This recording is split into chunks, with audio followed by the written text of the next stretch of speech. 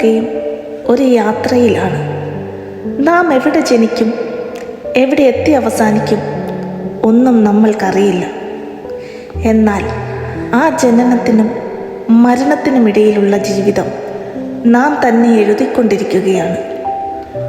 ഓരോ തീരുമാനവുമാണ് നമ്മുടെ ജീവിതത്തെ മടക്കുകയും രൂപപ്പെടുത്തുകയും ചെയ്യുന്നത്. ആ യാത്രയിൽ ഏറ്റവും പ്രധാനപ്പെട്ടത് ദയയും കരുണയും, മറ്റുള്ളവരെ വേദനിപ്പിക്കാതെ പിന്നിലൂടെ കുത്തിപ്പറയാതെ ഒപ്പം നടക്കാൻ കഴിയുക എന്നതാണ്. ഒരാളെ താഴെ ഇറക്കി നമുക്കൊരിക്കലും ഉയരാൻ കഴിയില്ല. നമ്മെ പിന്തുണയ്ക്കുന്നവരെ നാം ആദരിക്കണം. കാരണം അവരാണ് നമ്മുടെ യഥാർത്ഥ ശക്തി. ഓരോ വർഷവും നമ്മുടെ മുൻപിൽ തുറക്കുന്ന 365 പേജുകളുള്ള ഒരു പുസ്തകമാണ് നമ്മുടെ ജീവിതം. ഓരോ ദിവസവും ഒരു പുതിയ പേജ്.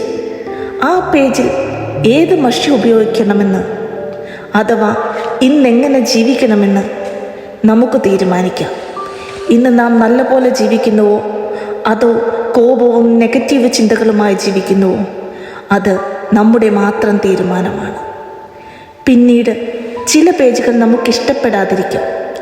തെറ്റായ തീരുമാനങ്ങൾ, തെറ്റായ വാക്കുകൾ, വേദനകളും പരാജയങ്ങളും. പക്ഷേ ഓർക്കുക, ആ പേജ് കീറിക്കളയേണ്ടതില്ല.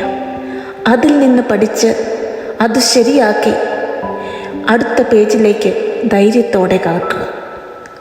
ജീവിതം നമ്മെ പഠിപ്പിക്കുന്ന ഏറ്റവും വലിയ പാഠം ഇതാണ്: ദയ കാട്ടുക, പിന്തുണ നൽകുക, തെറ്റുകൾ തിരുത്തുക, പിന്നെയും മുന്നോട്ട് പോകുക.